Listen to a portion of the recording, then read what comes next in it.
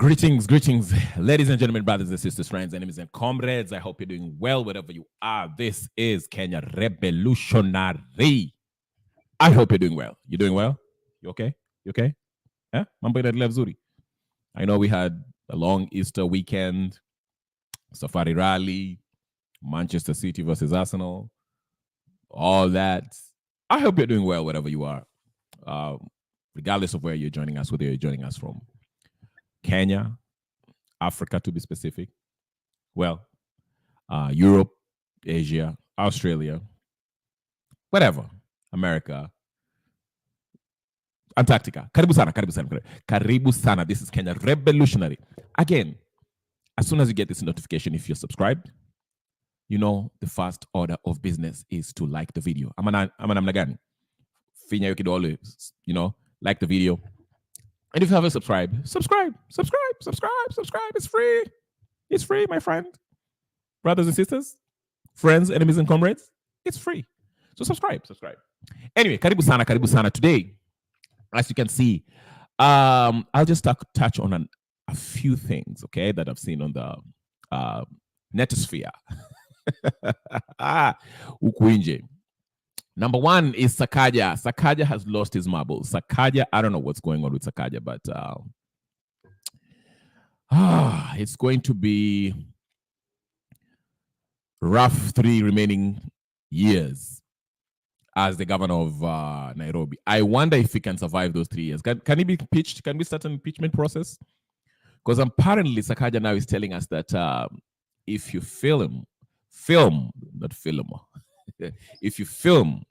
if you have a camera on while the Kanjo, I don't know if they're security forces, police, I don't know who Kanjo are. They're a bunch of people who are us as business people.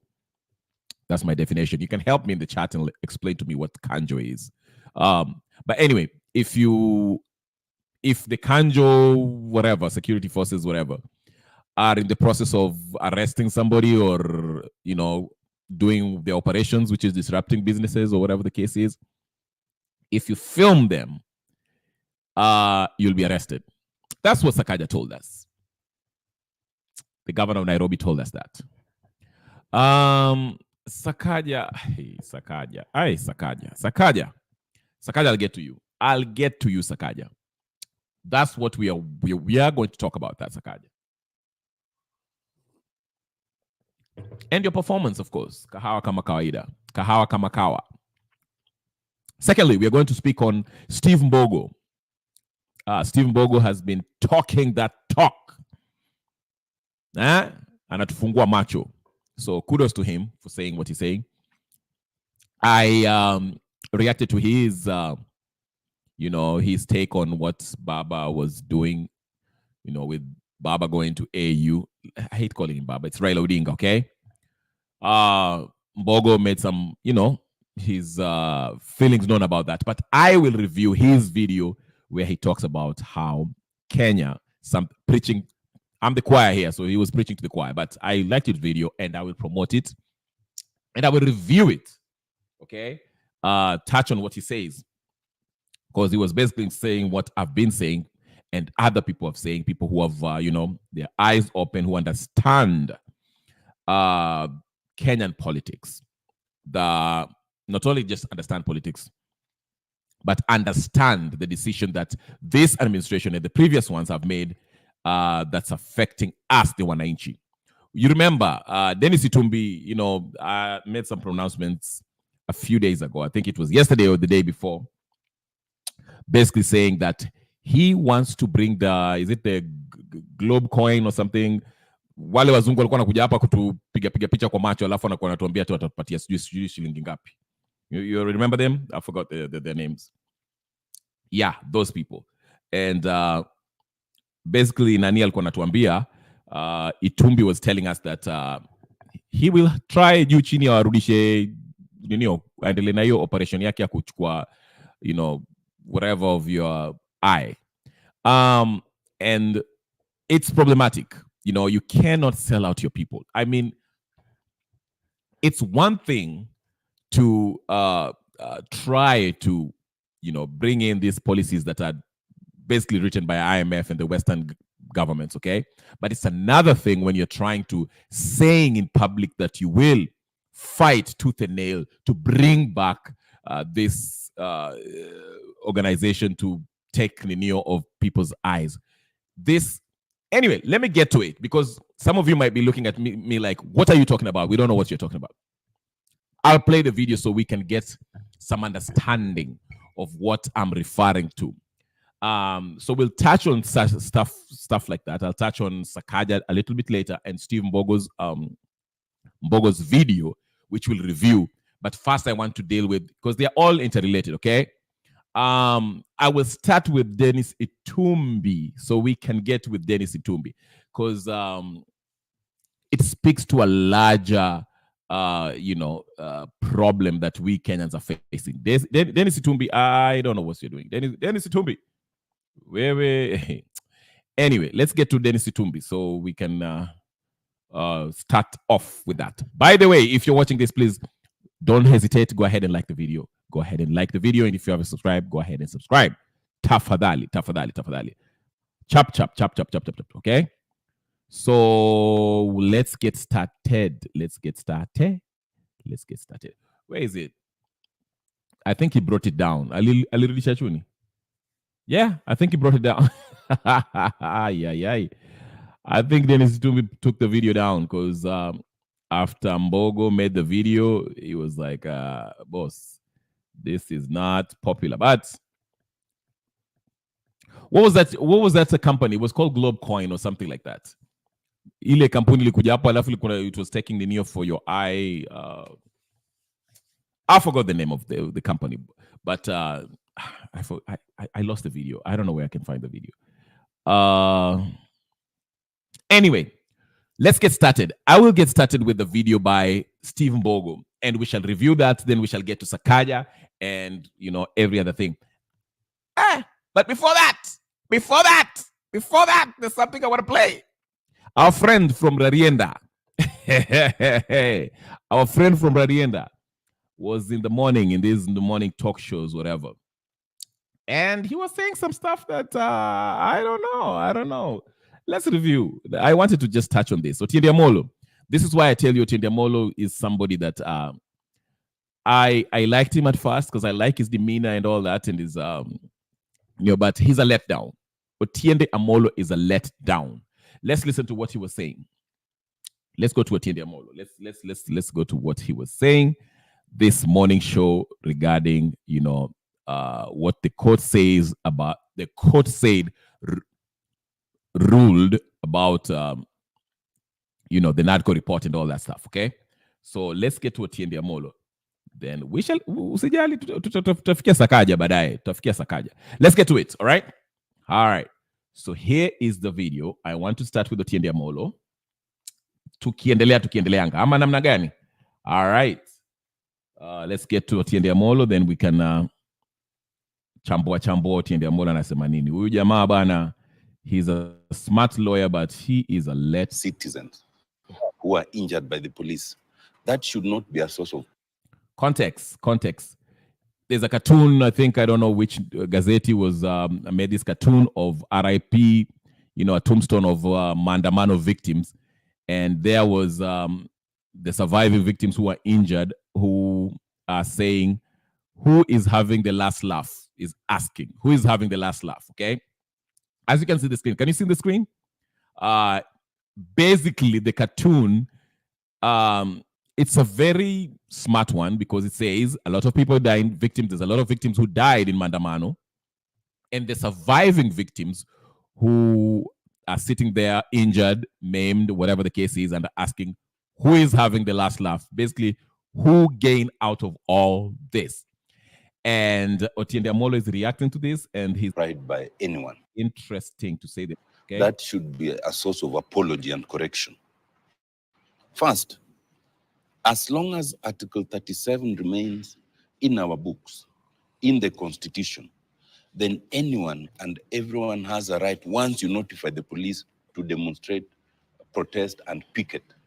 The fact that the police killed and injured Kenyans is one that, whether one goes to court or not, should invite a serious apology from this regime. Otinda Mola, I'll stop you there before I go on.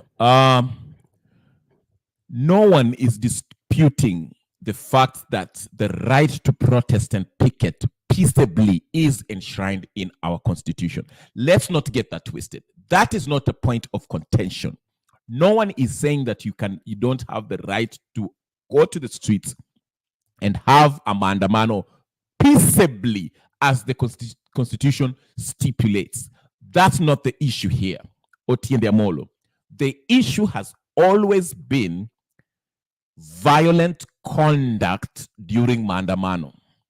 Now, we cannot play these games, okay, this blame game, the government blaming the protesters and the protesters blaming the government. Okay?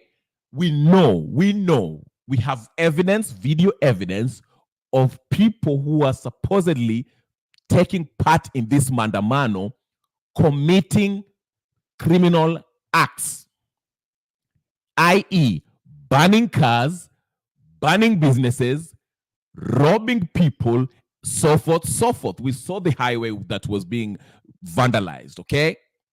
And of course, we have also witnessed on camera, had evidence of police forces brutalizing protesters, killing, maiming, and jailing them.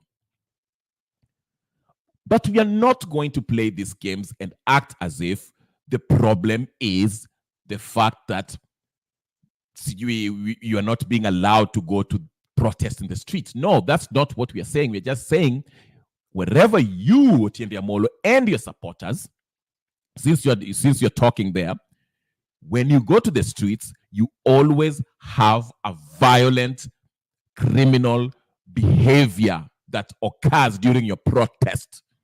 That is a fact. We are not making up stuff. This is what we have observed. We've seen time again and again and again.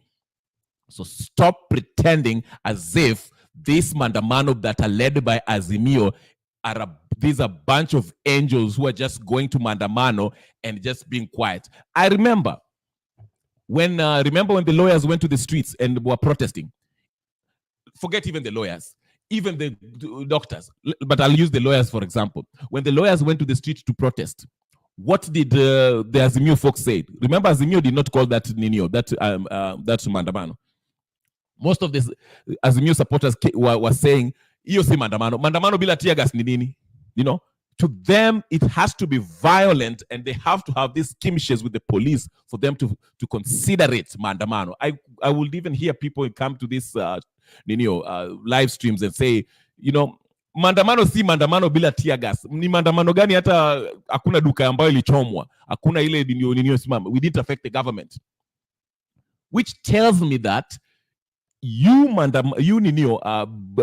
Azimio folks who are going to the streets, your aim was to disrupt the businesses and the business as usual, the peace of the wananchi, because you wanted to make your voices known, not peaceably, but by disrupting the everyday, day-to-day businesses that was going on.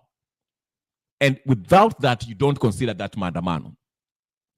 So here comes the lawyers. When they were protesting, it was peaceful. Nothing happened.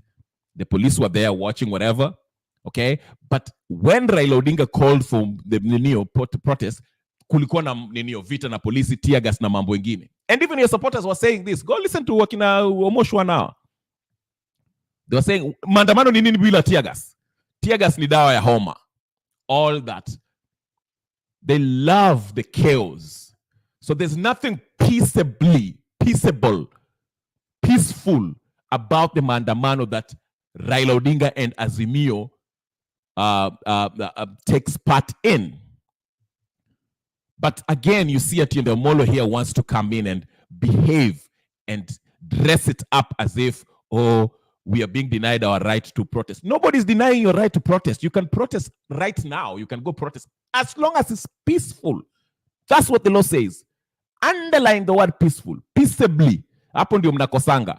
And I'm not saying that the government is also not to be faulted in the violent conduct too, because you have to have proportionality.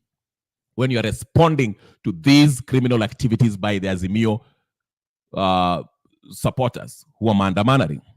But let's get to Otiende Amolo so we can understand what he's trying to say, or how he's trying to twist this issue.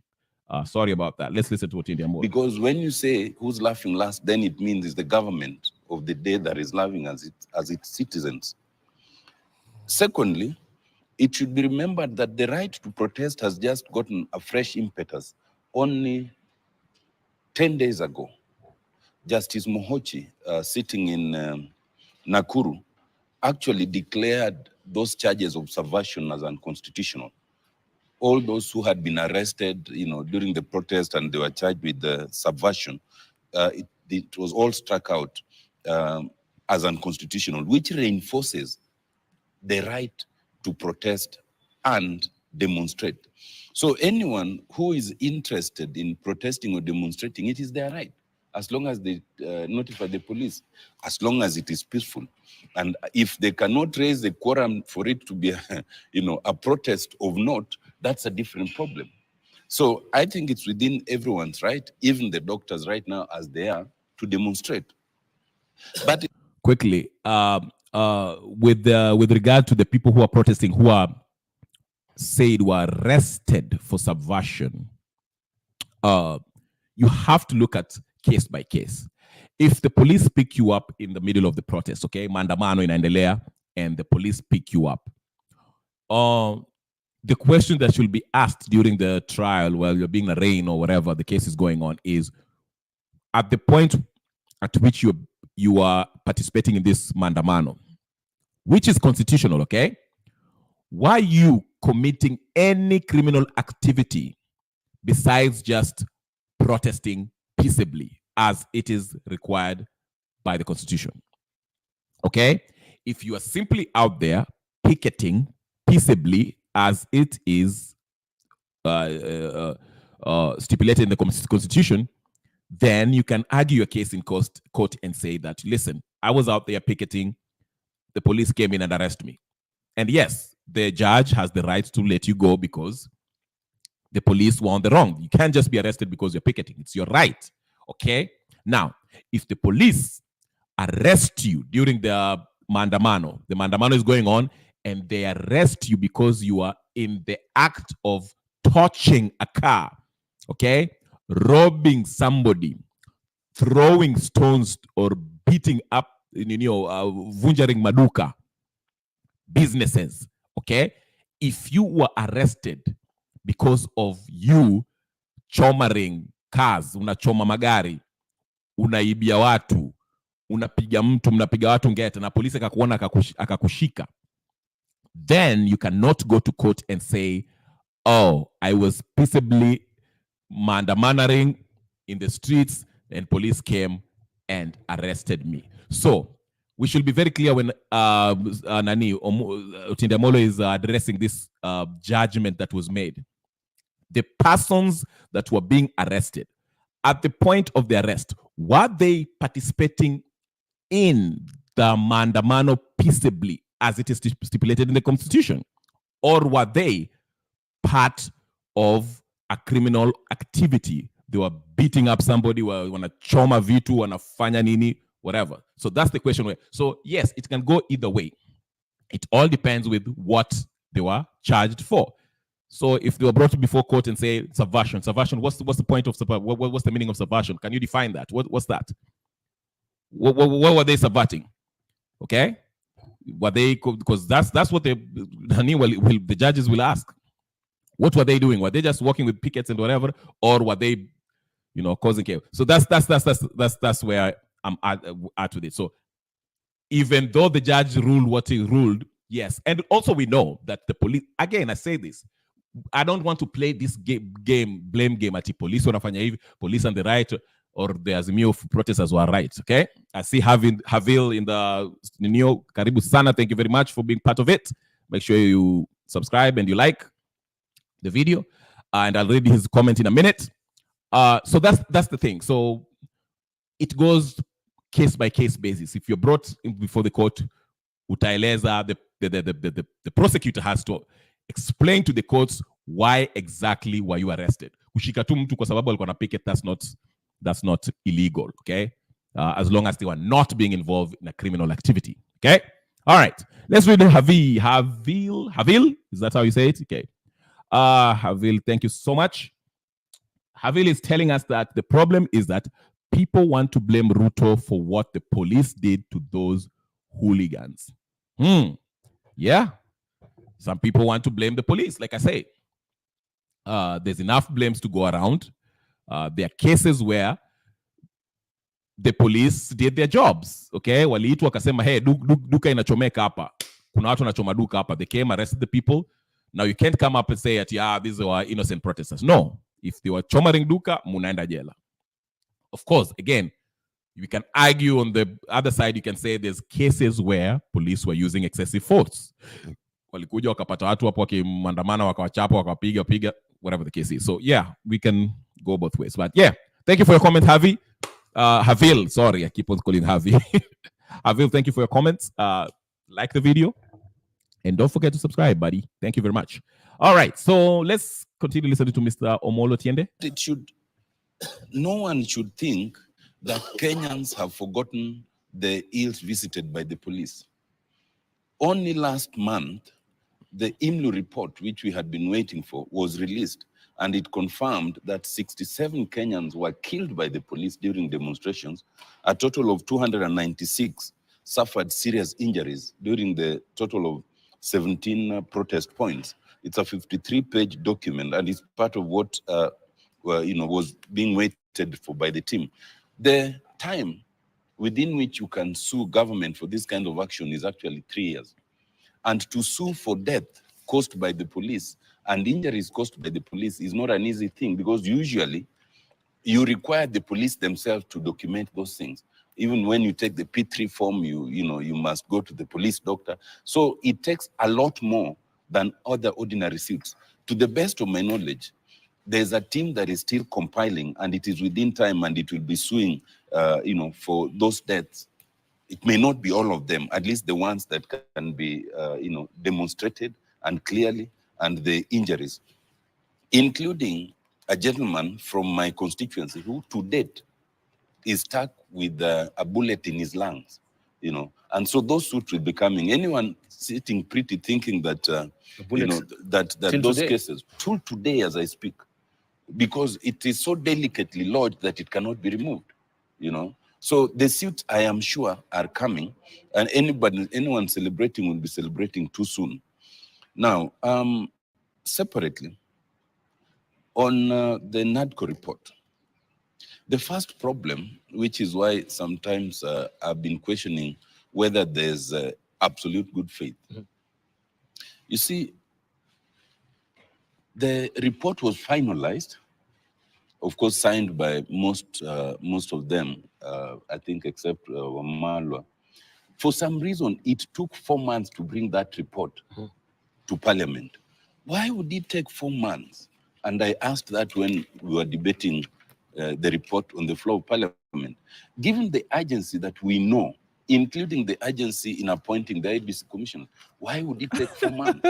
Was there good faith, Number two. Otiende Amolo, what was the urgent need for the NADCO report? What was so urgent that it needed to be passed so quickly? That is the question we should ask ourselves, because he told us. Why did it drag itself to take 4 months to even be finished, concluded, signed, and then take it to the Parliament? I'm not even addressing the illegal nature of this NADCO proposal, okay? I'm just questioning what was the urgent need of this NADCO report?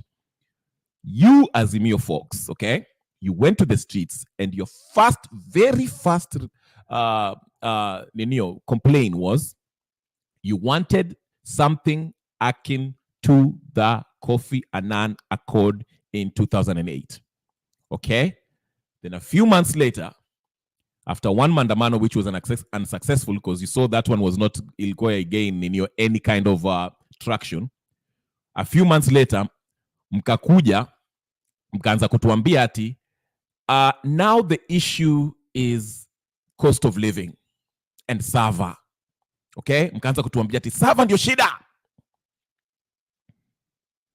Cost of living, because cost of living is what the wananchi were actually complaining about. So mliona hiyo mambo yenu ya sijui Kofi Annan Accord, which was a power sharing agreement, was not as popular. Nobody was responding positively to your cries. No one was joining you in your mandamano. You changed it up and said, oh, this is now about Sava and this is about cost of living. Mkadandia hiyo ninio. So what was so urgent about this Kofi Annan? Otiende Amolo. Hi, Goody. I see you in the comment section. Thank you very much. Don't forget to like the video. Huh? What was so urgent about that? That's the question we should ask ourselves before we keep on listening to these people. Once we adopted it, and it was committed to the joint committees, and we were given 45 days. For some reason, we are past the halfway mark. I think it's taken about 26 days now, yeah, of the 45. And we have not seen any action. And you see, it depends on the joint chairs, both of whom are in the Kenya Kwanza regime. And the majority in both committees are also from the Kenya Kwanza regime.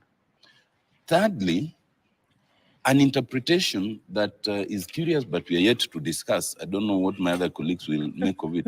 I saw an interpretation by my chairman indicating that the 45 days was actually meant 45 sitting days.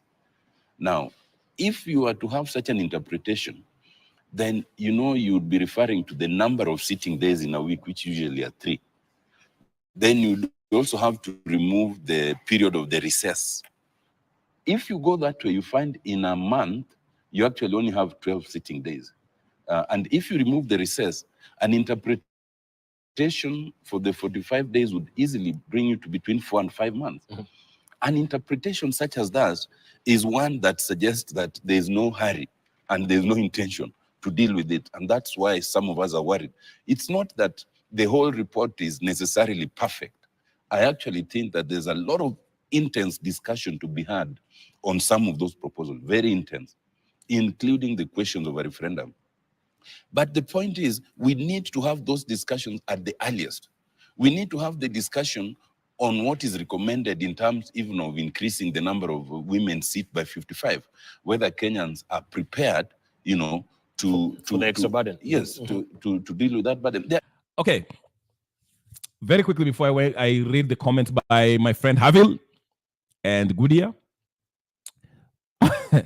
Again, the question that I asked Otiende Amolo, and I wish the person who was conducting this morning show would have asked Otiende Amolo, what was so urgent that that he wanted, whether it was Kenya Kwanza or Azimio or the members of the legislative body, to expeditiously move this NADCO thing into parliament? What was the urgency in it? Again, I asked that. Number 2, I'm not going into, I don't care about this 45 sitting days, whether it was 45 days to be implemented, or that's none of my concern. 2 things that I always care about when we have a legislation or there's anything that these politicians bring forth that they claim to be, want to make law. 2 things that we should ask. Is it in the interest of the wananchi? Number 2, is it lawful? Is it legal? And is it something that is in the interest of the wananchi? The both answers for those questions is a resounding no. Those people who are going to Maandamano, as you saw in the cartoon, were not going there for the NADCO report to be created. Okay? The real people Kenyan concerned was the cost of living. That was the main Neo. Azimio's real agenda was there, what? BBI, which they dressed it up and they said it in the beginning before the Maandamano started. As I pointed out, it was what? Something akin to the Kofi Annan Accord, which was basically a power sharing agreement which is basically this NADCO thing. They wanted that from the initial ninio. Walikuwa na press conference na Wandai, Raila, now other clowns. That is what they wanted. Okay? But the people wanted the cost of living to be addressed. Now, here is Mr. Otiende Amolo is telling us this, there was there's agent need for this thing to be passed. I don't know why they're dragging their feet. Kenya Kwanza is not showing good faith. I'm not a Kenya Kwanza and I'm not Azimio. That's not on my concern. Easy, my political parties don't mean anything to me. My primary concern is this. Why are you in such a hurry to pass this thing that, number one, the court has declared it to be unconstitutional. The courts have declared it to be unconstitutional. Okay, that's number one. Number two, it is not in the interest of the wananchi. People don't want this NADCO. That's why the cartoon is asking, who has the last laugh? The cartoon is not asking at who has the last laugh because NADCO haijapitishwa. Kenyans don't care about NADCO. They don't want it. Remember yesterday I told you, or the day before, I told you that utaona hii kitu itasimamishwa alafu baadaye utaona, and as you had at Kindemolo, wataanza kuleta mavurugano. Remember, if something is not ninio, if anything, listen, this political class, if something is not popular, what they do, watajifanya ati hawasikizani, alafu they will create a crisis. Umeanza kusikia ati wanataka kurudi maandamano. They shall join the doctors. Kalonzo Musyoka and Eugene Wamalu are telling us that they are going to join the doctors tomorrow. Sijui kwa hiyo maandamano. They want to create a crisis. Now wanachukua hii plight of these doctors, alafu wanaidandia na hiyo ninio yao. How they don't care about the doctors. Kalonzo and this ninio, they don't care about the doctors. They want to jifanya ati they are supporting the doctors, but their reason is to wanataka ninio NADCO ipitishwe. In order, so they will create this crisis so that you can have what? Manufactured consent. Mtaanza kubabaika hapo. Oh, people are getting killed. Oh, police are killing people. Oh, people are dying. Then wataambia, okay, in order to have peace, we, the Azimio, and we Kenya Kwanza have agreed to sit down so we can amend this NADCO proposal, then we shall pass it. Unaona, hii ndio mchezo walikuwa nafanya. Remember affordable housing? We rejected the affordable housing in Inyo in the first place. We rejected it in its entirety. Wakakimbia huko wakajifanya ati we are going to change it. There was commotion, wakajifanya ati wamechange hivi vitu tatu hapo 2 3. It's the same still, but wanajifanya ati wamechange vitu alafu naipasisha. And they both passed it, Azimio and Kenya Kwanza. But watajifanya unaona hingana and hapo kwa JKL and we changed some things so it can be constitutional, but it's still unconstitutional. It's still discriminatory. The same thing with NADCO. You had Otiende Amolo is anapatia hint what they'll do. Na utaona Kalonzo atajaribu kuingia na madaktari waanze maandamano. Okay? Alafu utasikia mamizuzu anasema wacha tusikizane. Amendments hapa ndogo. Oh, we've amended this NADCO thing so it is now constitutional. Now it's by the law. Inafuata sheria tuipitishe. And Azimio will pretend that they're against it. Alafu utaona half of their MPs will not show up when it's time to vote for it. That is the game they're playing us. Anyway, let me read Havil real quick. What's he saying? Havil is saying it just shows Raila doesn't care. Raila is only for himself, but it seems like his supporters are not learning. Of course. Raila. Raila. Today I don't want to talk about Raila. But yes, Raila is he's an enjoy. And the supporters will never see it. They will never see it. Some of them have started seeing it, but majority of them will never see it. It's so hard for them to see it. Ngumu sana. I remember that commercial back in the day. Ngumu sana. It's hard for them to see. So yes, I agree with you, Havi. Goody is telling me we should be used to kumbaya from most politicians. Yes. Utaona watu wataanza kushikana hapo, wanashikana mkono. Yeah. But wataanza kushikana mkono NADCO ikipita.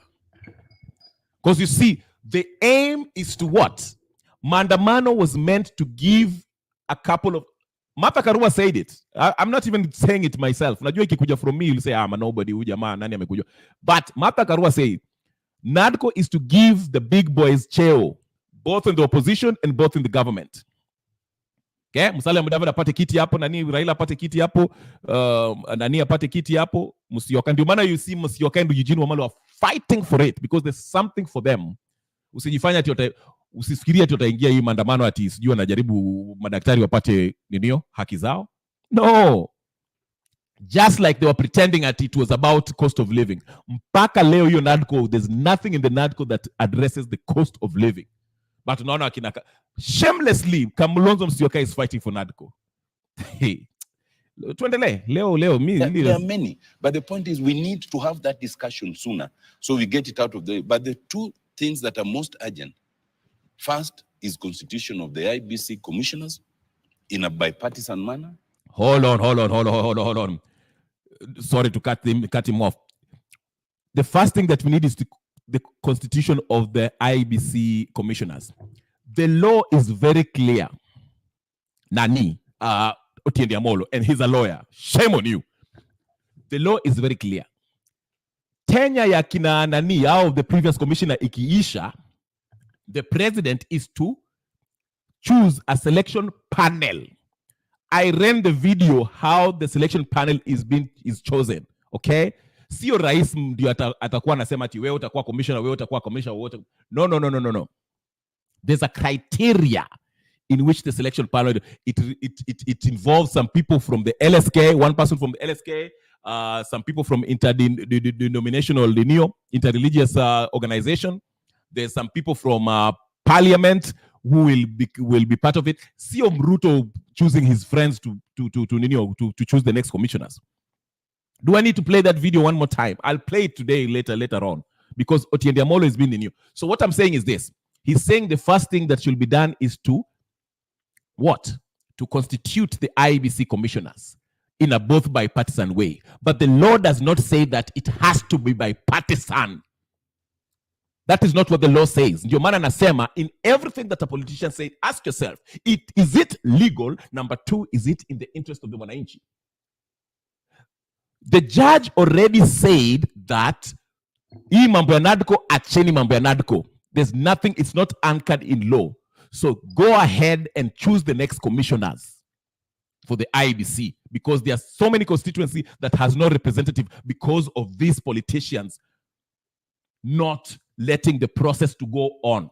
The problem is not the constitution. There's no constitutional crisis. It's the politicians that want to operate outside of the law. That is the problem. Vincent Omondi nakuona hapa. Raila took his flock to drink the holy water. Now they are possessed. Good dear anasema hapo. Vincent Omondi ananiambia hivi. Vincent Omondi is telling me, wacha kuongea mbaya kwa Raila, nugu wewe. Okay, thank you very much. We appreciate your comments. Like and subscribe, Vincent Omondi. Thank you. We appreciate your contribution. Goody is saying Miguna has been telling Kenyans to be wise, but they didn't listen, but crying wolf now. Absolutely. Yes. So when Otiende Amolo is saying we should constitute the next IBC in a bipartisan way, no, we should constitute the next IBC commissioners as the law requires, not as you want it to be. Okay? That's the correction we have to make. Secondly, is agreement to amend the constitution so that, especially Article 89, so that we can extend the time within which you can do delimitation of boundaries, because that period has passed. The delimitation of boundaries has passed because you, Otiende Amolo, and Azimio, along with the Kenya Kwanza people, delayed the process deliberately. So we are not going to change the constitution just because you delayed to obey the law. We are going to keep it as it is. We are not going to change the law to suit you, Otiende Amolo. No. We don't change the constitution to suit you.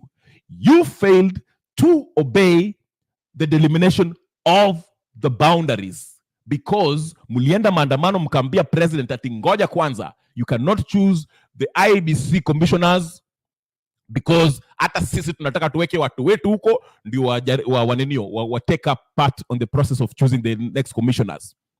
But the law does not say that. The law does not say that you have to include the members of opposition. This has nothing to do with opposition or not. The president anachagua, the selection panel inatoka from different as the law says. And I'll play that video for the sake of all of you. We cannot operate in ignorance. Hapa nataka kuwafundisha ndio learn something. We are not talking just to talk. This is not about Azimio or Kenya Kwanza. This is about what the law says and what the Kenyans want. Otiende Amolo is being disingenuous. And we shall call him out of that. And it's a shame because he's a lawyer. He knows better. But anadanganya watu. Wazi wazi. Mbele ya umati ya watu.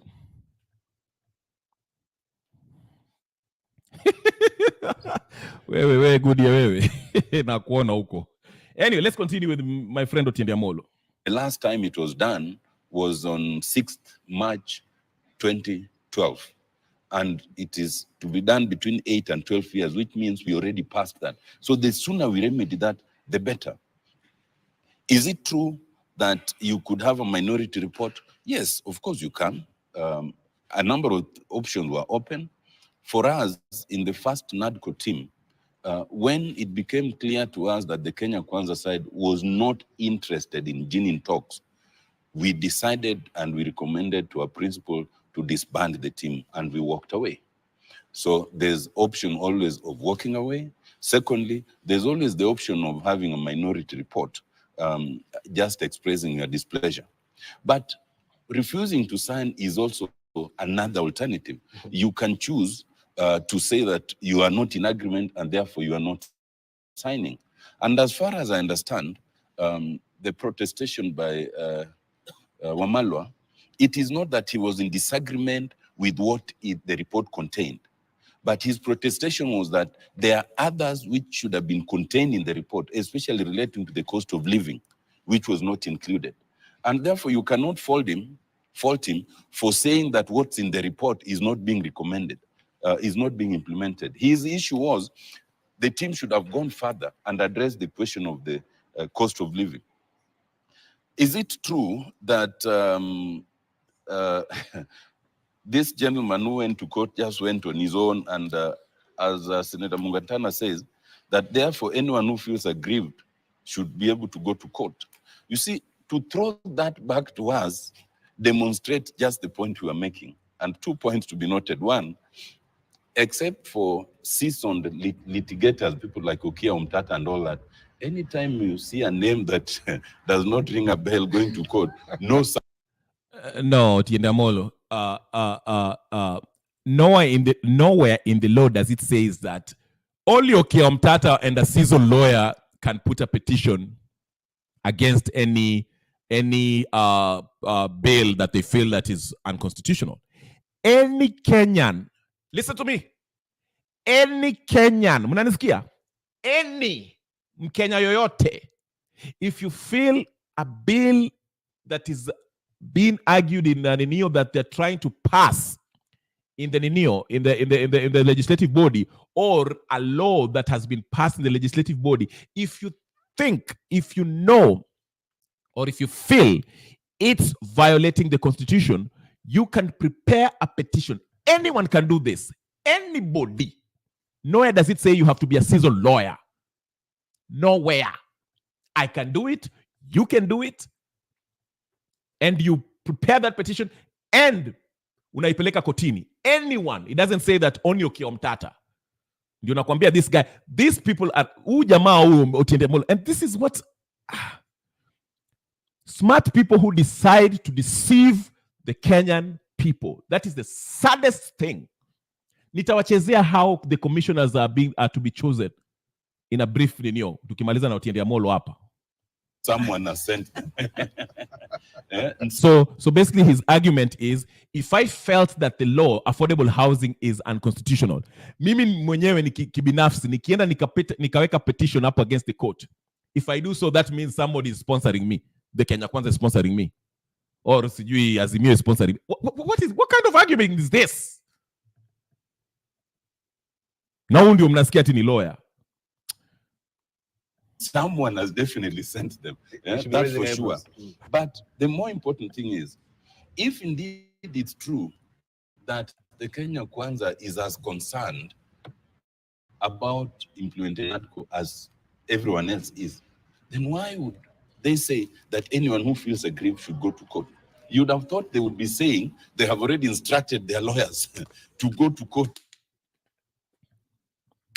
Anyway, very quickly, ladies and gentlemen, brothers and sisters, friends, enemies and comrades, I want you to understand the process in which the IEBC commissioners are to be constituted. Let me play this video very quickly so we can understand. It's only 1 minute 32 seconds. It's not ndefu, so that you can understand. Nowhere does it say that the members of opposition should take part in changing or take part in the process of choosing the IEBC. It has nothing to do with that. Oh, poleni sana. This is not what I wanted to play. Let me just play it really quickly. Are you guys ready? Sawa. Wachani wacheze very quickly so we can educate ourselves. Hapa tukuja, we're not here to danganya ourselves here. Nobody should. All right. Let me play you that video very quickly. Here and hii hapa. How the it's very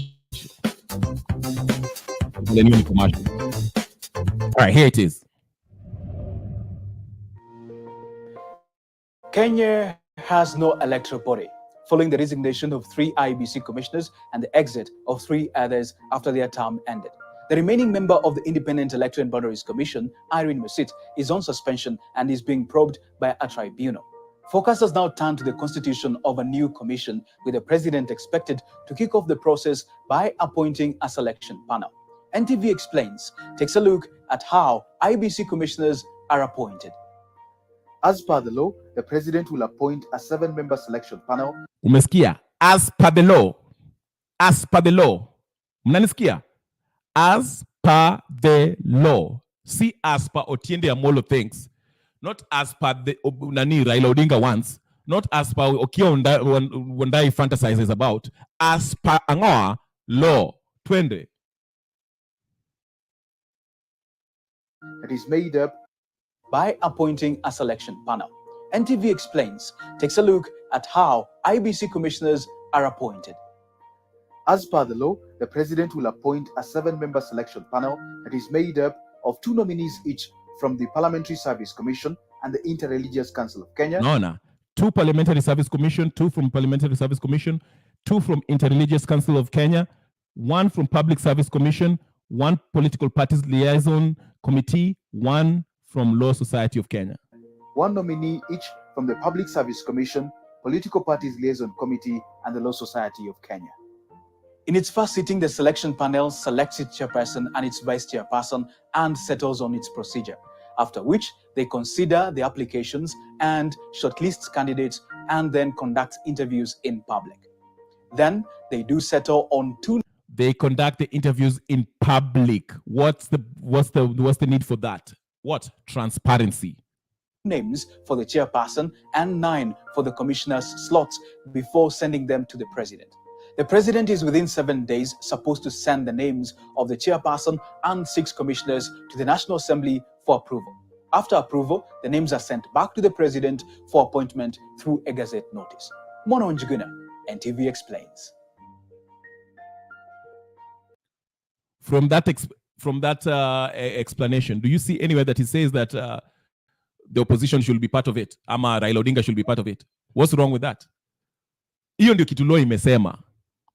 The law doesn't say that Ruto should appoint people from Kenya Kwanza and his friends. Should appoint Murkomen and Oscar Sudi to head the IBC panel, selection panel. No. He may break down which from what commission, from LSK, what, and there'll be public interview. And they'll agree in the process. Munaona.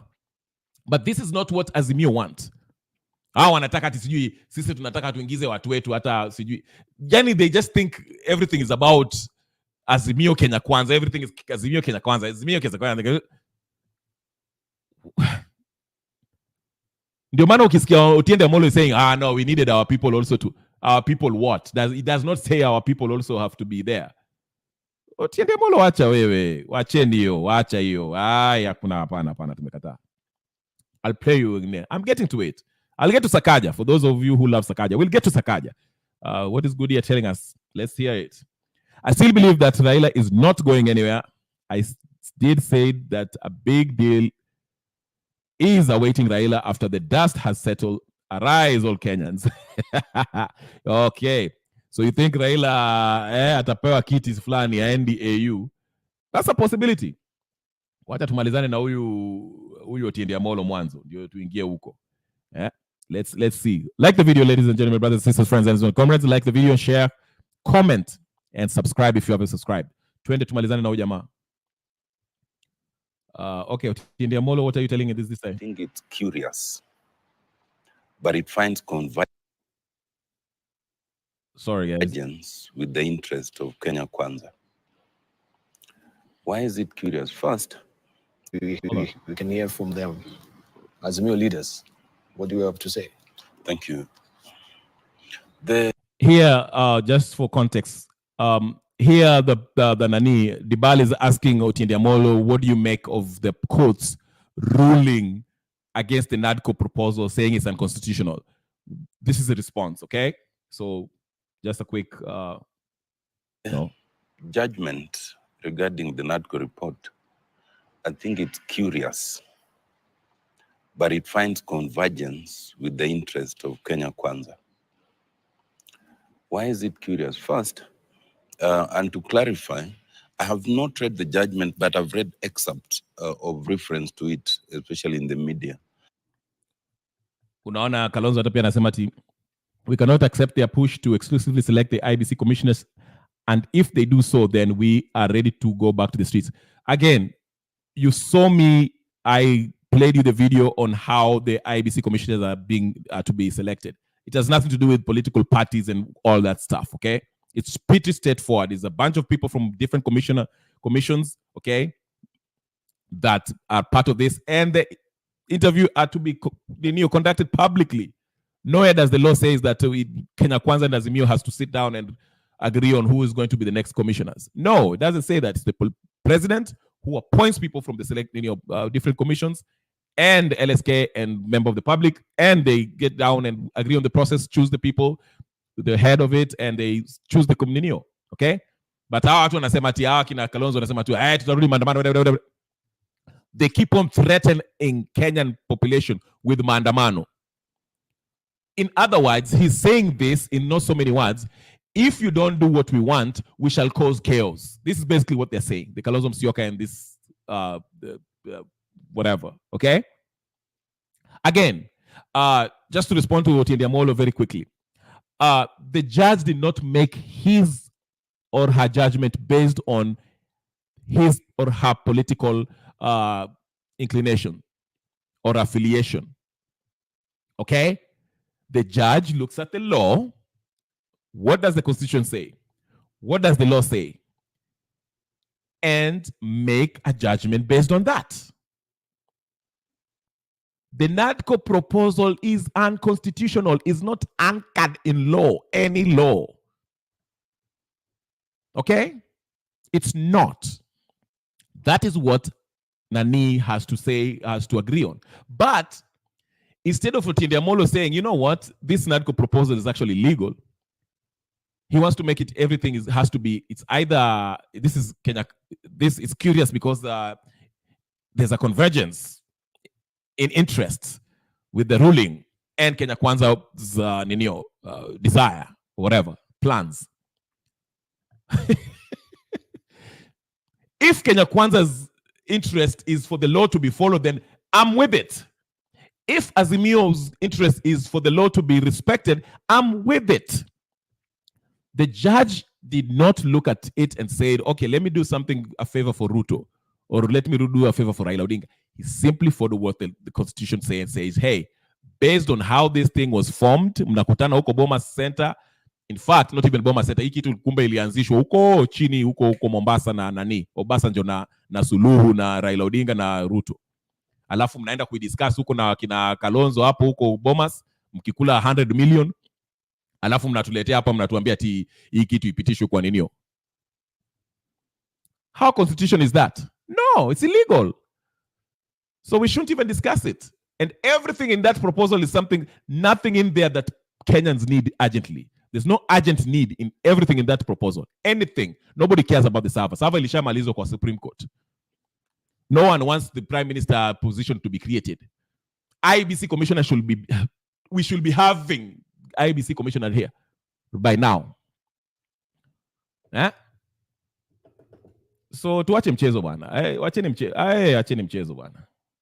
And what I've read suggests that it's not the entire report that was stopped by the court, but the part that recommends audit of the last elections, leaving the rest of the recommendations and the report intact. And that's where we start. And then it continues to stop the adoption of the report insofar as that is concerned.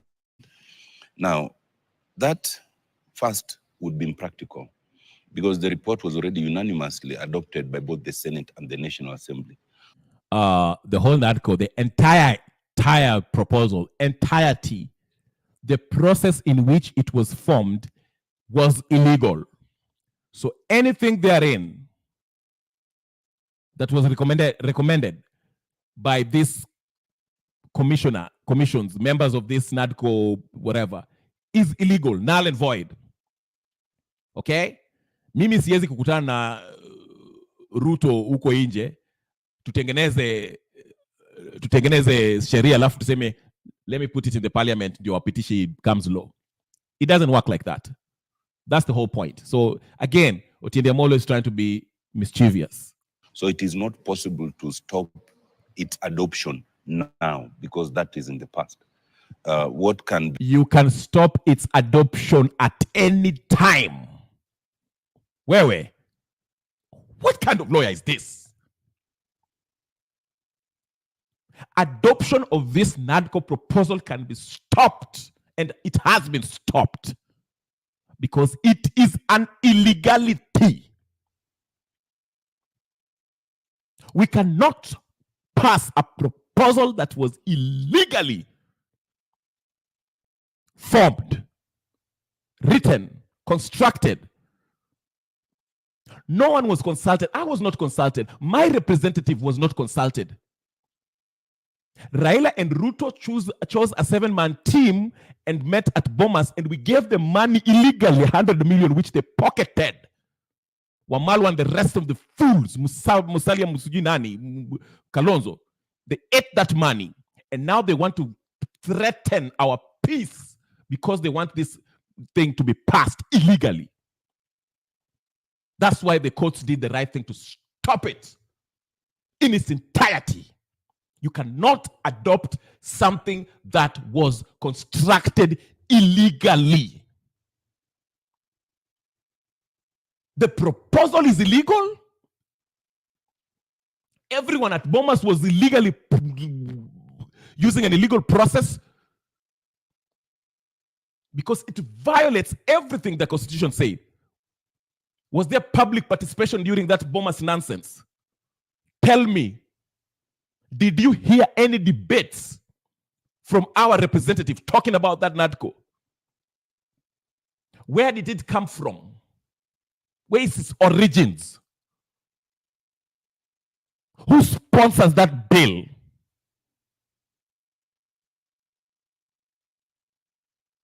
Otiende Amolo, stop playing with us.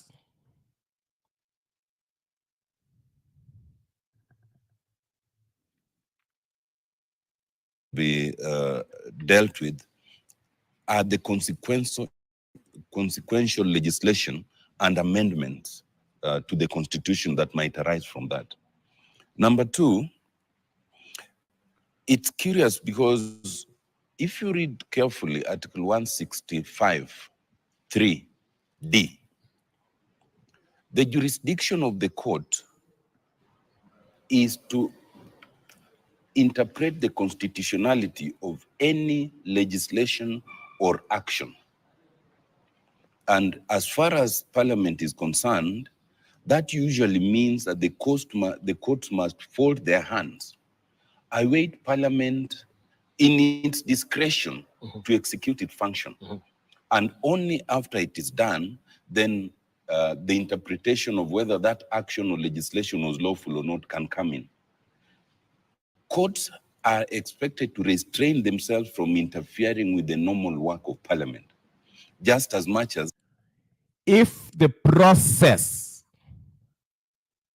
listen, this is where this man is being disingenuous again. He's telling us that the courts should wait, fold their arms, and wait for the Parliament to first pass this NADCO, let it pass as illegal as it is.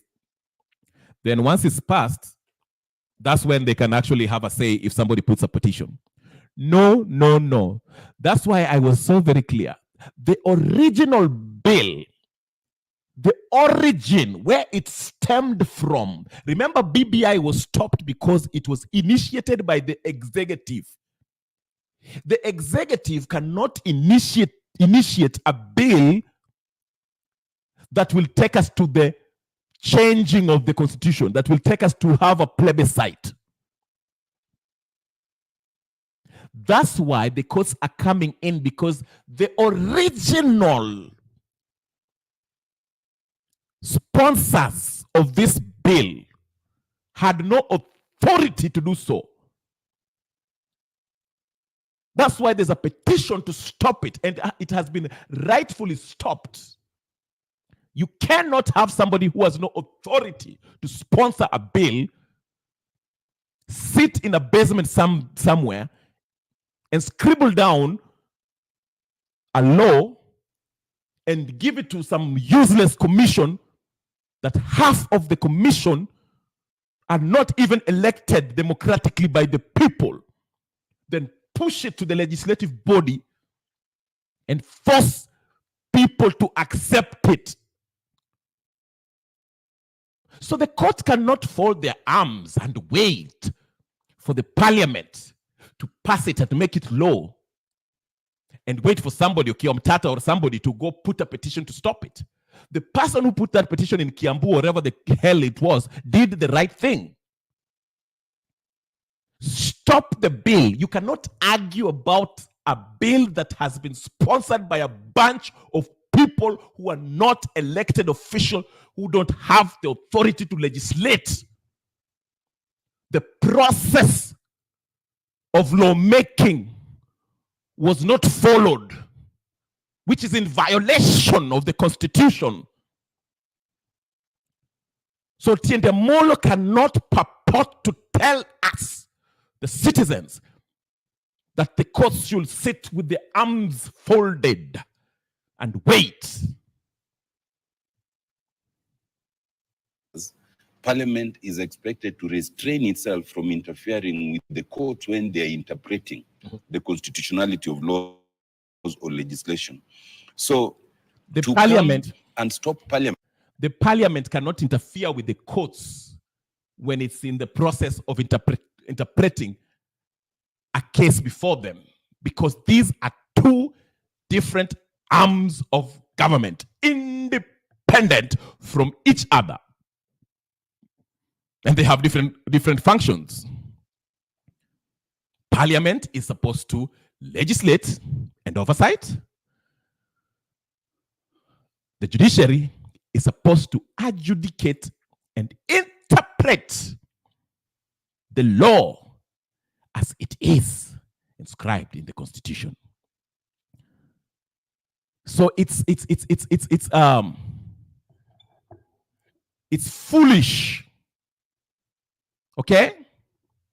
It's an oxymoron to even suggest that the Parliament can interfere with the process of the judiciary interpreting the law as it relates to a matter that has been brought before them. At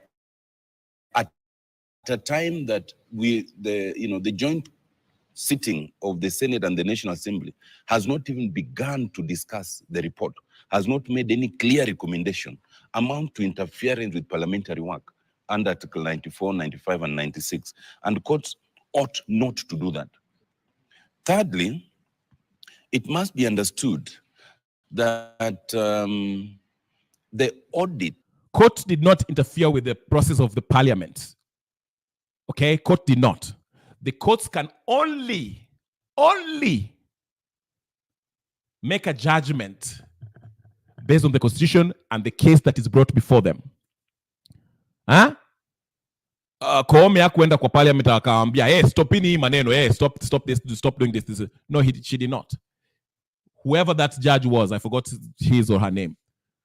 Yeye alikuwa pale, petition ililetwa mbele yake, akakata kesi based on the constitution. It has nothing to do with it. Alisema hii kitu should not go on because it's in violation of the constitution. So it should not go on.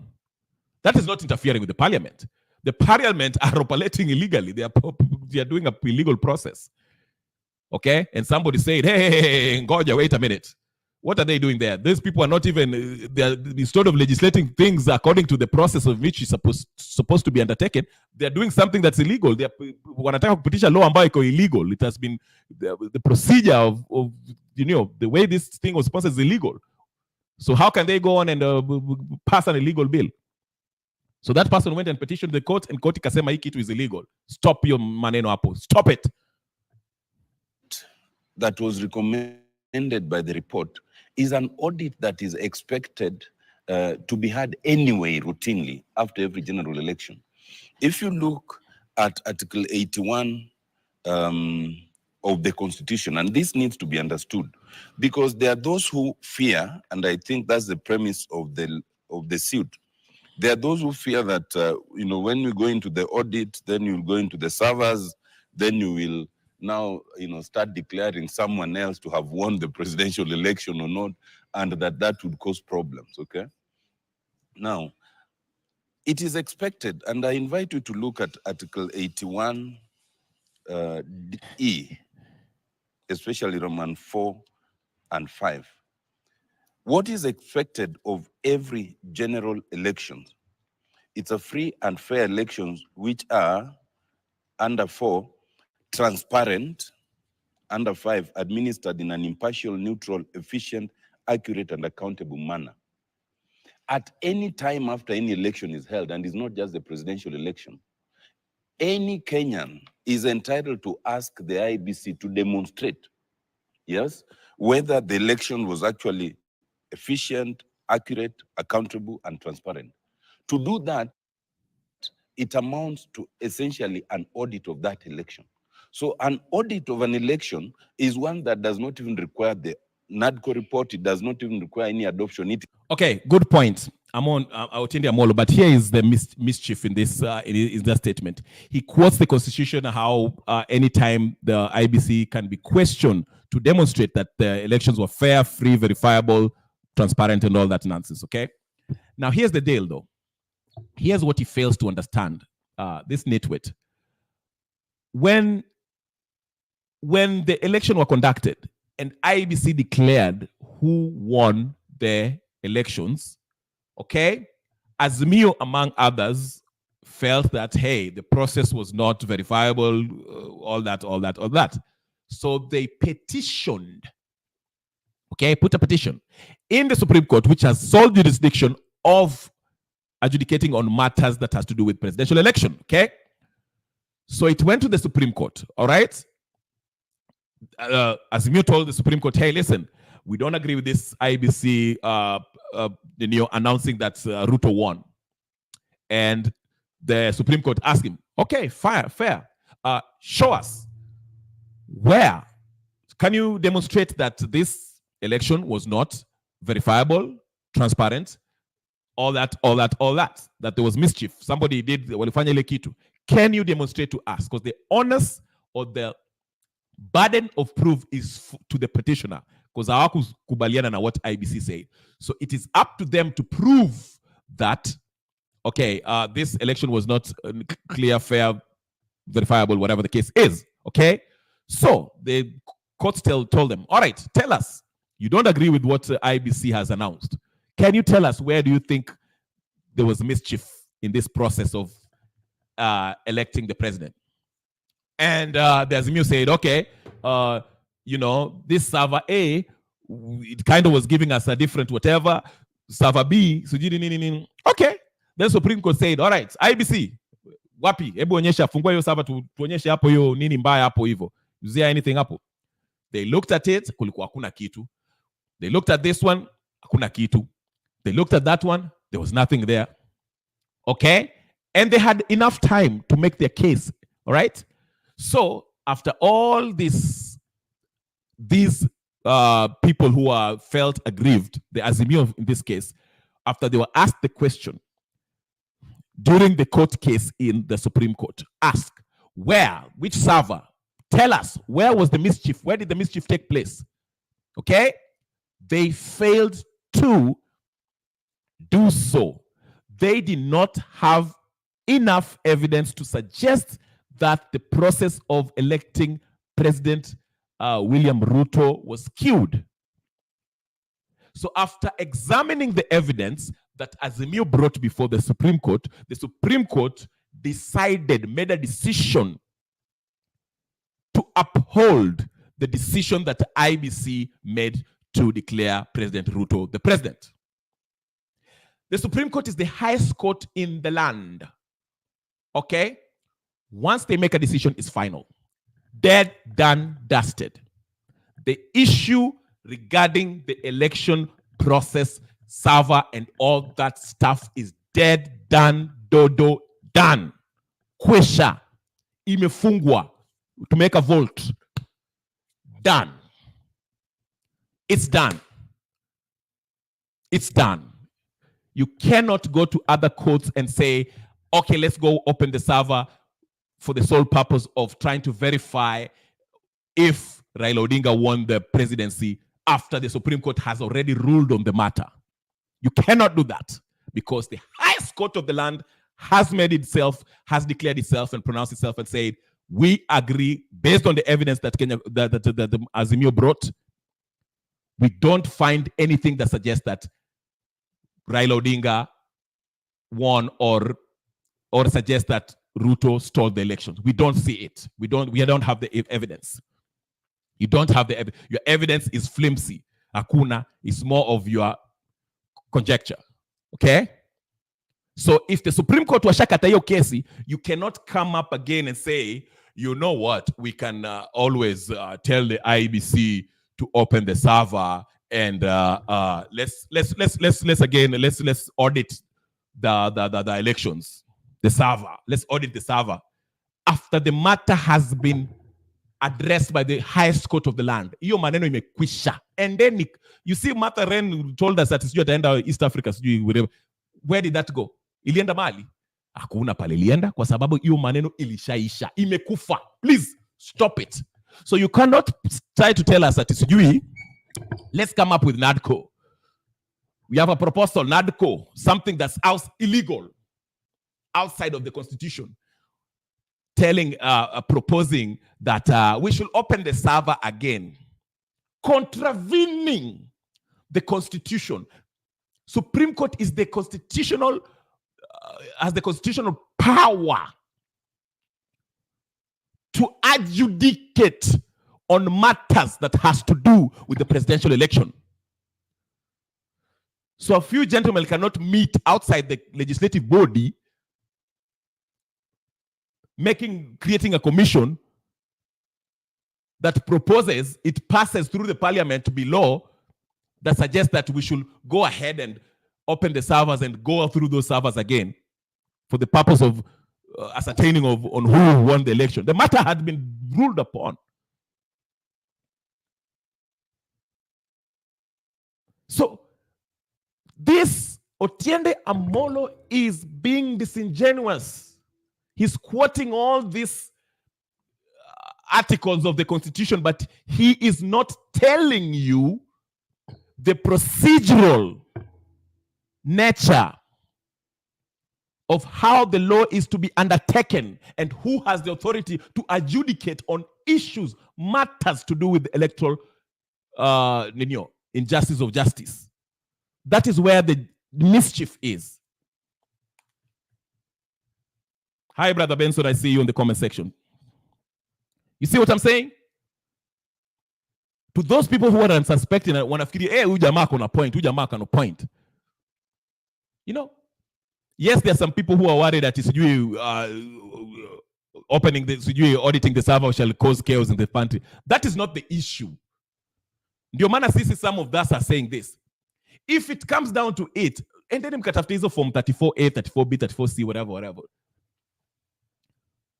Our elections are not, listen, let me, breaking news, if you don't understand. Breaking news, our elections are not determined by the server. They are not to be determined by this. Lawfully, they are not being determined by the server. Server is just a backup system. Okay? We use paper ballots. Okay? So if there's any serious auditing that was to take place, and only the Supreme Court, when the matter was brought to it, have the authority to tell IBC, because at that time we still had active IBC commissioners. They will have told them, hey, listen, if you really want to audit this server, audit any of this election, let's go to this for 44, 34, form 34A, 34B, 34C, whatever. From every polling station, because the presidential election, presidential results are to be determined at the polling station as per the Constitution. And once the matter has been adjudicated on, it's final. You cannot come up with a commission and make a proposal that you want to make a law and that tells the commissioners to open the server. The servers do not determine the election. And number two, we don't have a commissioner. We don't have the IBC commissioner. So you can't tell the IBC to open the servers or whatever the case is, and there's no commissioner to do so. IBC is an independent body. You see the mischief. For those who don't know the process of how it works, they think Otindomolo is saying something, but he's not. He's misinforming the public, the unsuspecting, the gullible. It is something already ingrained in the Constitution. And it is something that ought to be done, not so much even for the past, but for the future, because you must audit, see where we went, you got it wrong, where you got it right, so that future elections can go on without hitch. Remember, even this last election had so many hitches, despite the decision of the Supreme Court. And that one, any right-thinking person must acknowledge. And that's why previously in 2017, again, for those very hitches, the election was nullified. So there's nothing to fear about the audit. And to say, therefore, that you cannot proceed to audit is essentially to question the Constitution itself, because the Constitution actually implies that. But why I'm saying it's curious is... It's not questioning the Constitution. The same Constitution that you're quoting, okay, gives authority to the Supreme Court that has already ruled on the matter. You cannot go revise what the Supreme Court has already adjudicated on. Okay? Mambo kwesa. Don't read one part of the Constitution and leave the other that relates to the same issue. Why would Justice Chepkwony just isolate the part of the audit in terms of the report? The report is one document. If you have an issue with it and you want to, to do away with all of it. The justice isolated that matter because also he understood that you cannot carry an audit after the issue was brought up in the Supreme Court and you failed to prove that you had enough evidence to suggest that the results that was announced by IBC was correct. Of it. You can't start nitpicking, because then you make even the work of Parliament very difficult, because it won't know now which paragraph Anyway, as we move along, you see, I tell you, again, Otiende Amolo, his sole responsibility, his function is to mislead, misinform, tether his Azimio faithful, because most Azimio faithful, his supporters, look at Otiende Amolo as this great legal brain. Okay? For those who know how it works, how the process works, understand, see the mischief in what Otiende Amolo is trying to do there. We can understand. We see it. We see it. Okay? But for the unsuspecting who don't know how the process works, they might, yes, we should open the Saba. We can open it. The matter is dead. Okay? But anyway, I want to go ahead and finish up with Mr. Our friend, what's his face? What is our friend's face? Yes, Sakaja. Let's finish with Sakaja. It's been 1 hour 20 minutes. Oh my goodness, I didn't know I could go past 1 hour. But let me go ahead and talk about Sakaja real quick. Sakaja is Sakaja. He came out and made some explosive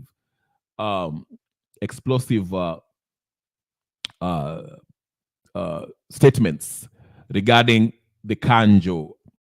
Okay, let's get to Sakaja. Here it is. Can you guys see it?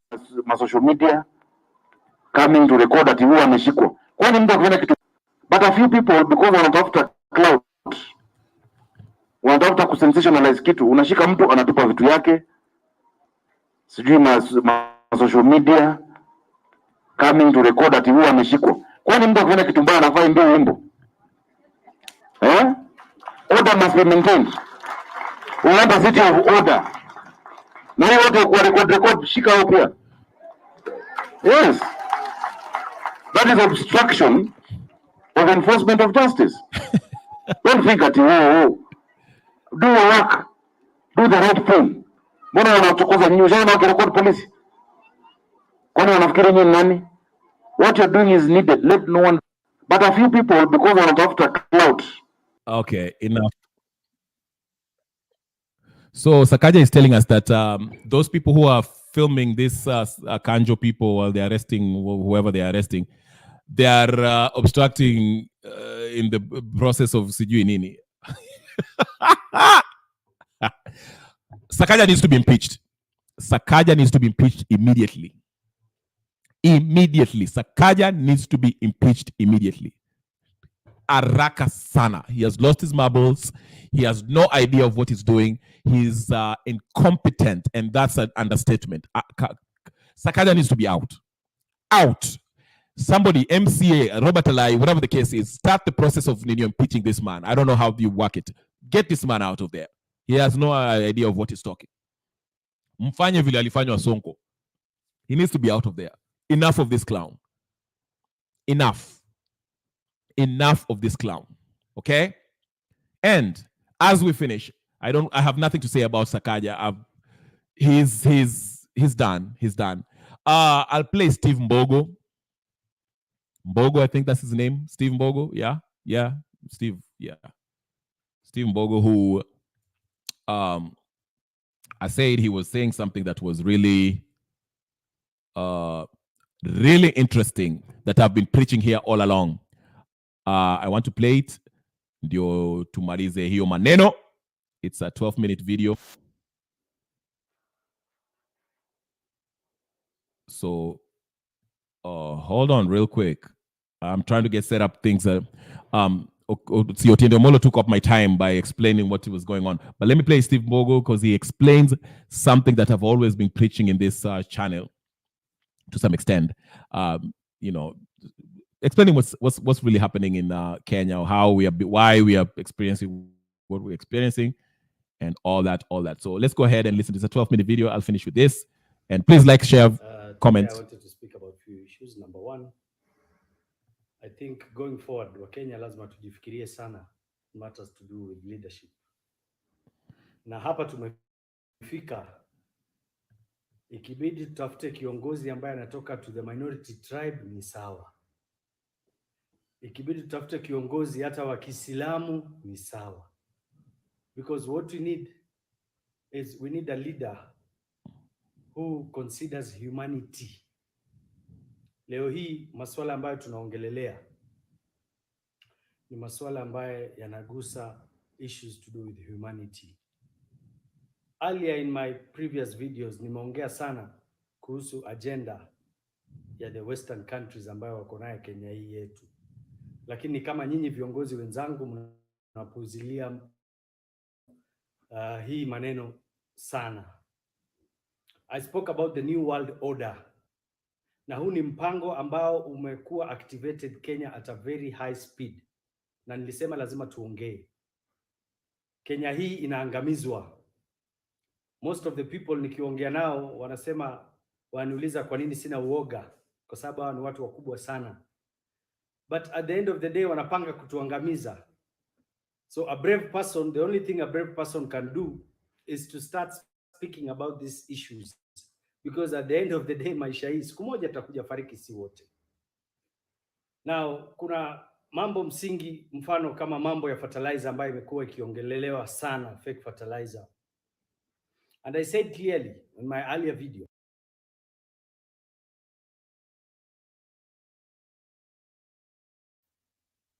sorry folks, I messed up the whole thing. Let me just continue it so you can see what Mbogo is saying.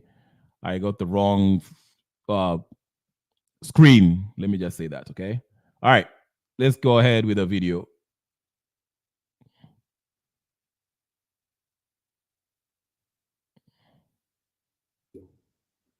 that in the new world order agenda, na agenda hii inakuwa spearheaded na organizations kama the World Economic Forum, the IMF, the World Bank na the United Nations. Information nayoongea mimi ni information ambayo iko kwa public domain na Wakenya wote mnaweza enda msome. The biggest problem with Kenyans is that you don't read. It is high time you need to do independent researches on matters to do with your lives or your country. Kenya is our business and our business is Kenya. Number one target in this agenda is the destruction or the tackling of agriculture. Na nikasema for the last 10 years na paka sasa, majority of the policies ambazo zinapitishwa na wabunge, they are policies to do with agriculture, agriculture, agriculture. And these policies are not created here in Kenya. These are policies given to our leaders ambao wameconfirm ya kwamba wamekuwa puppets, ama kwa Kiswahili tunawaita vikaragosi ya hawa mabwenyenye, ama wale watu ambao walitukolonize hiyo miaka yote, na sasa wamerudi na style mpya sasa ya kutuangamiza, na hatutakubali, sababu hamjatuuliza sisi ruhusa ya kufanya hivi vitu ambavyo mnaambiwa mfanye. Distribution of fake fertilizer is part of the agenda, and its main effect itakuwa kwa shortage ya food in the next season. Leo hii mnajua ya kwamba sasa farmers wengi hawapandi chakula. Next kutakuwa na njaa. Njaa ita create depopulation, na njaa ita create discouragement kwa watu kufanya farming. Na hapo ndo nikasema hawa mabwenyenye wanataka kutake over the farming, entire farming. Katika plan ya the New World Order inasemekana shamba zote zitakuwa owned by corporations. Na sijui kwa nini Wakenya hamsomi, sijui kwa nini viongozi mmefungwa macho, hamuongei haya maneno. Na ndio maana unaona leaders wengi ambao walipitisha hizi bill katika bunge leo ndio wanaandamana na raia, wanaanza kuelewa kinachoendelea. So Kenyans, kindly go read about it. Tuache kuteta tio fertilizer. Hii yote ni mipango ya mzungu. Na rais wetu His Excellency William Samoei Ruto, wazungu sisi tuwajua sana. They will use you, misuse you, and later on abuse you. Take that from me, and I will tell you straight in your eyes. They will raise you. Kuna wengi walikuja kabla ya wewe. Tunakumbuka story ya Gaddafi. Tunakumbuka story ya Saddam Hussein. Wale ndio walikuwa rafiki wakubwa wa wazungu, lakini mwishowe wao ndio waliwaangamiza wakitaka kuchukua mali ya hizo nchi. So don't think you're special than any other person. We Kenyans should come first. It is us who will protect you more than them. Hawakujui, hawakulelewa na wewe.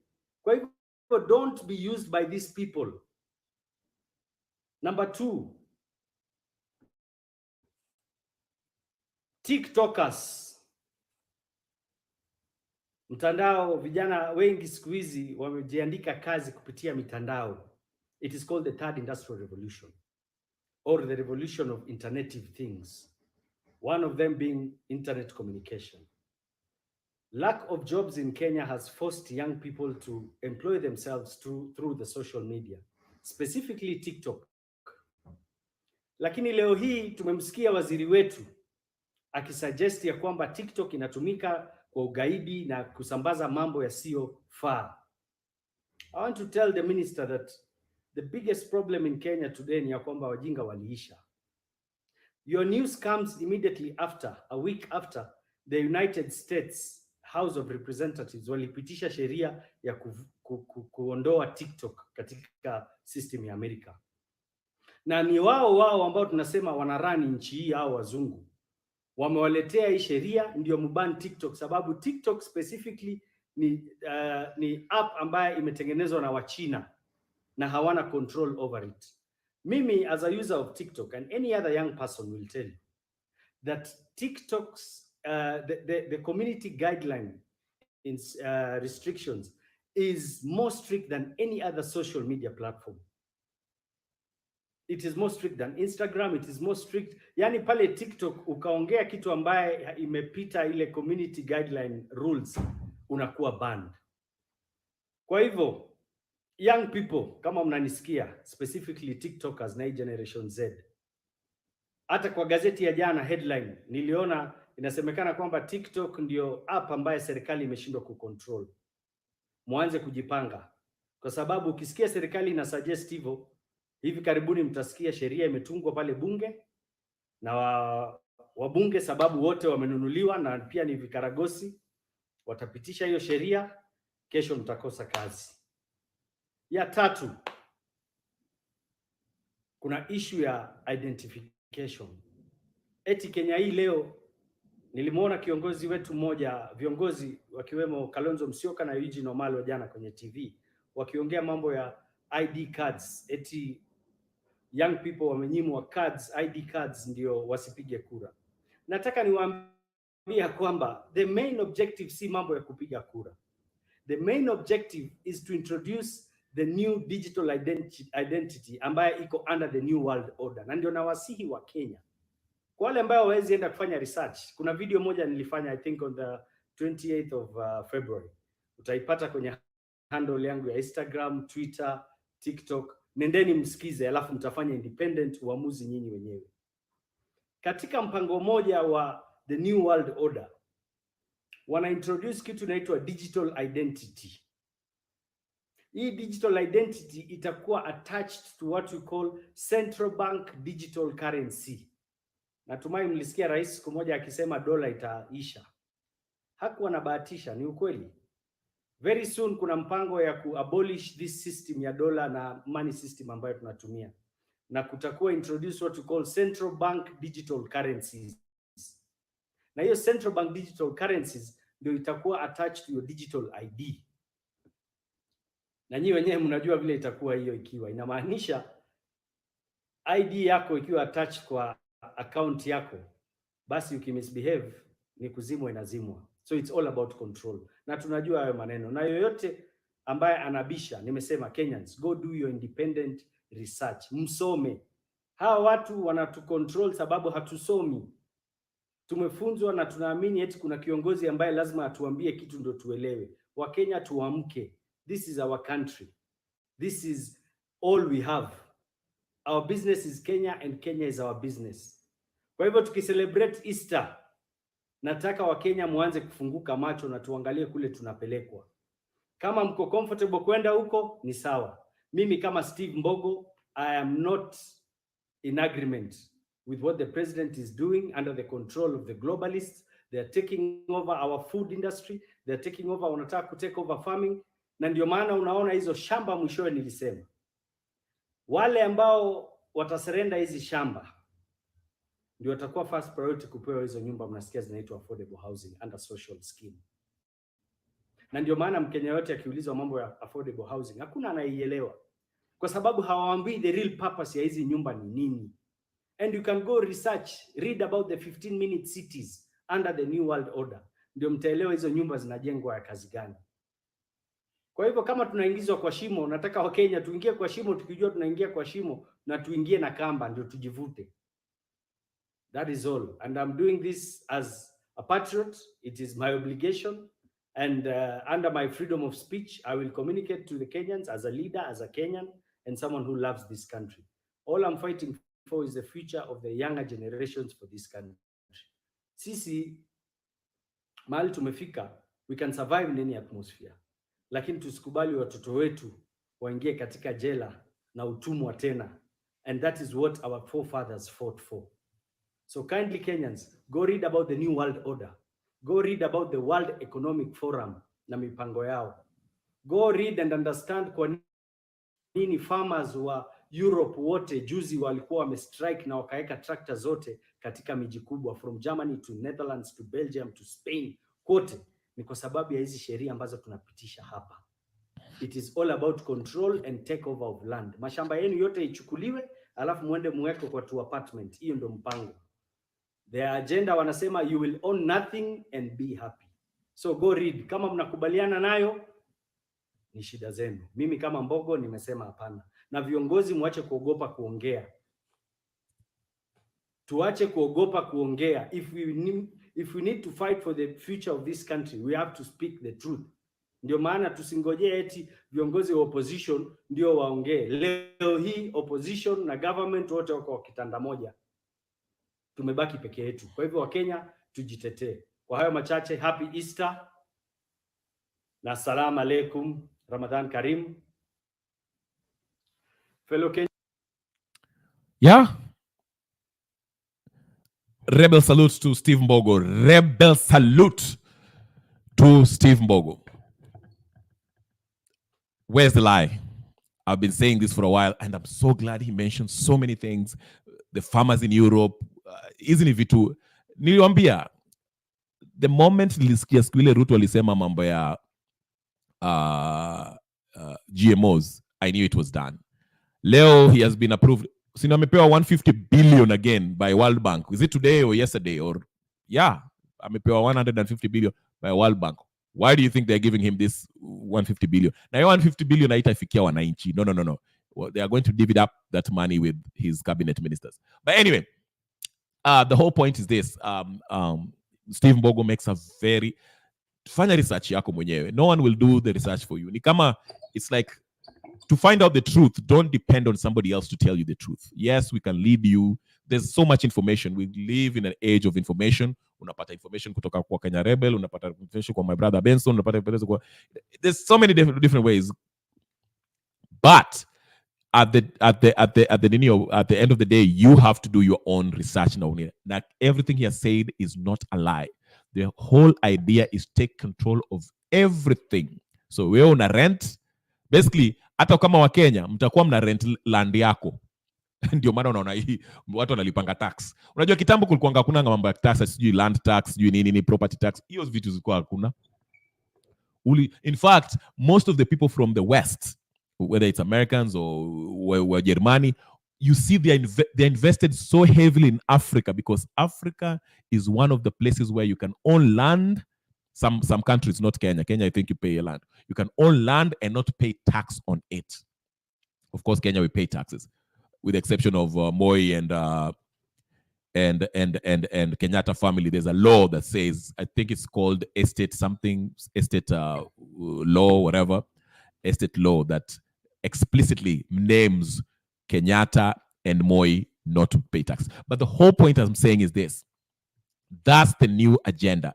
Unajua watu wengine wakisikianga hizi vitu, they are like, oh, that's conspiracy theory. No. It's real. It's real. And that's why nawaambianga easy policies zinaletwa na hapa hii administration. It didn't start with Ruto. Let's not put this on Ruto. He's part of it, but it started way before him. Uhuru Kenyatta, Kibaki, these things are being brought. Ndio maana they give African countries a lot of loans Bilioni ngapi? Hiyo 50 billion probably wamepewa kwa sababu watatuma army in, not army but police in Haiti. Hizi pesa takula, but it's been dressed up as, oh, hii ni ya tunasaidia Kenya. No. They're giving him that for doing that. And what Steve Mbogo has said, I agree with 100%. Mimi nimefanya research yangu, peke yangu mwenyewe. The laws that are being passed, and it's worldwide, but especially in Africa. Because Africa wamejua, you know, the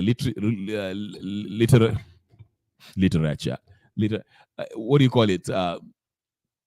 Watu ambao wamesoma, unfortunately, there's a low percentage. And poverty levels are high. So it's easy to manipulate people. They use their leaders, the Raila Odingas, the Uhuru Kenyatas, the William Rutos, to convince you that what they're bringing is beneficial. I'll play a short clip of Itumbi. I found it. This is one person who's influential within the...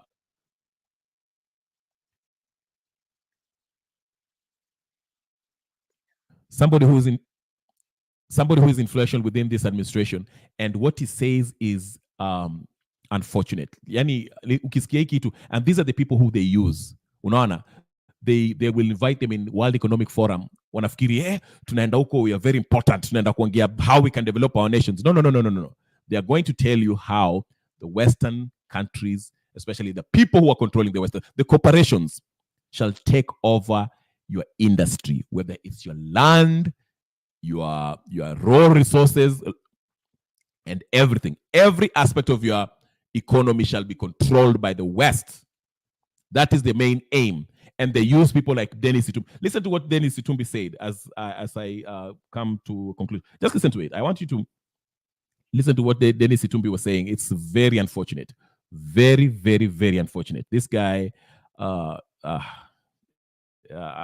it makes me sick. Just listen to him. I hold that WorldCoin should come back to Kenya.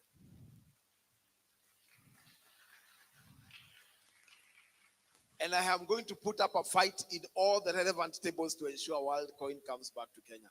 Because when WorldCoin was here before it was banned, it was only 7 shillings. Today, it is 48 shillings. In a year or so, I foresee that WorldCoin going to around 1,000, 2,000 bob. And when we are talking about it 7 years from now, when there will be a mentorship like that, and the other people will be speaking that mentorship, you remember that it was 7 bob when you heard about it, and it is 9 million at the time when you're presenting.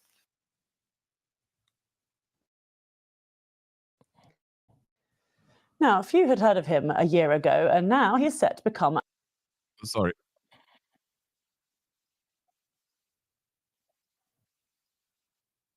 Okay, so we heard about literacy levels. That's what I was trying to say.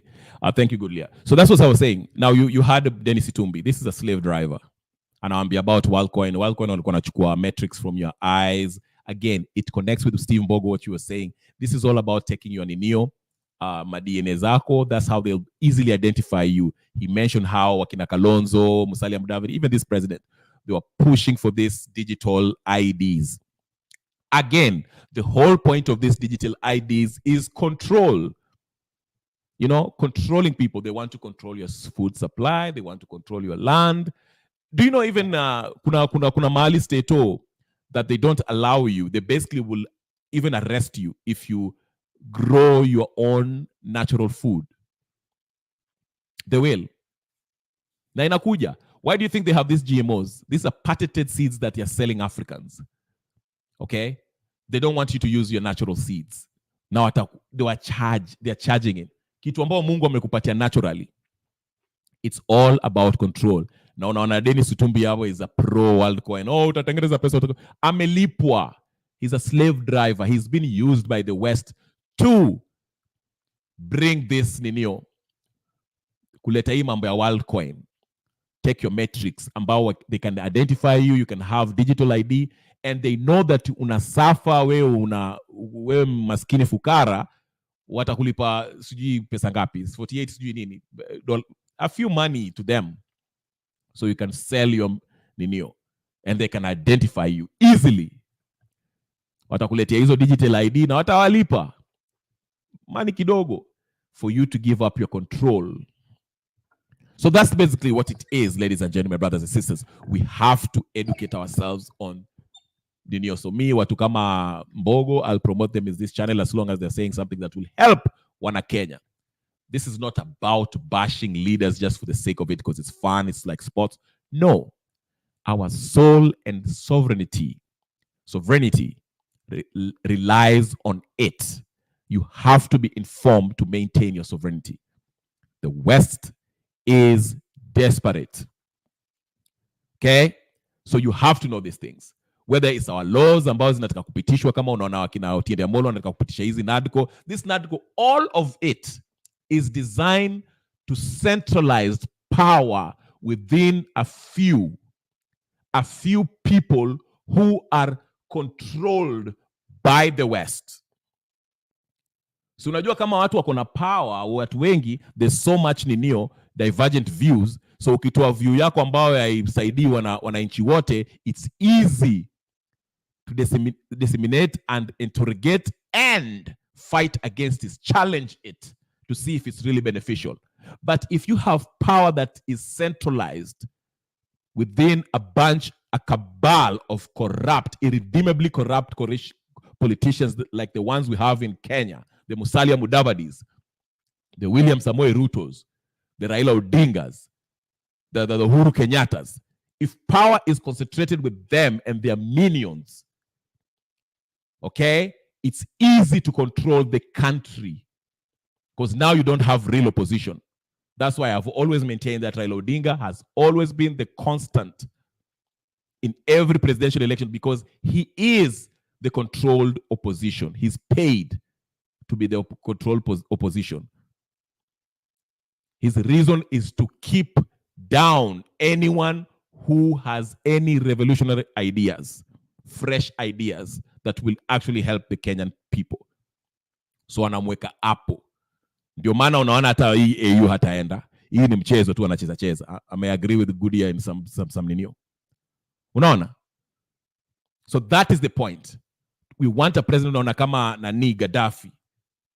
His literacy ninio levels were high. Vile alichukua power, it was 20%. When he left, it was 80% of the population were literate. He was promoting. They were not in debt. They had 150 billion in surplus that they had. Libya. Okay?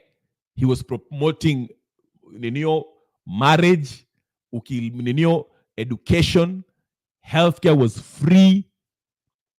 They had their own currency. They didn't depend on the dollar. They didn't say, oh, Kenya today, sijui Kenyan shillings is sijui imeenda chini kwa sababu the dollar is not sijui nini. No, their money was not pegged on the dollar. And I've been telling you guys here, the US dollar is worthless.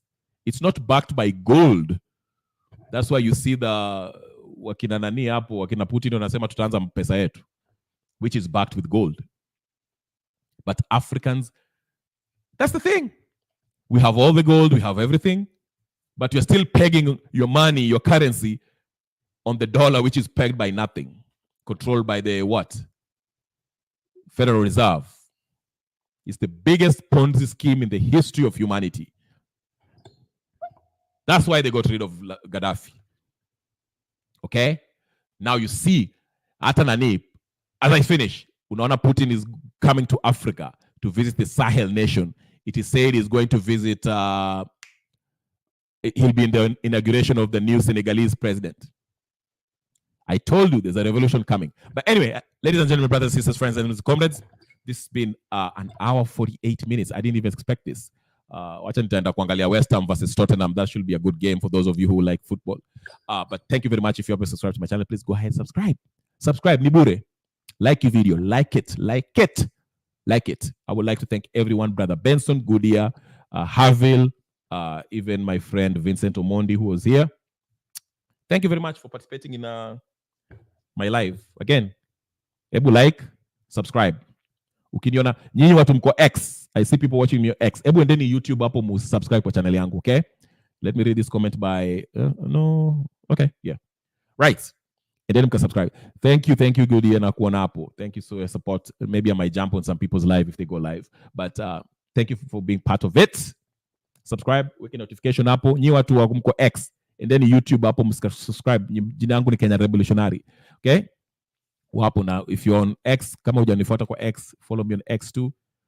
Subscribe, weka notification kwa simu yako, nikiingia unanipata. Okay? Anyway, thank you very much. Ladies and gentlemen, brothers and sisters, friends and comrades, it's been a pleasure. Tuonane kesho ama. Sawa basi. All right, I'll see you guys. Thank you very much, Goodyear, for promoting. Nona, skieni Goodyear. She said it's going to be a good year. Or he said, well, whatever. Yeah. Sawa majamaa. Peace and blessings. Amani aje. Tuonane kesho. I'm out.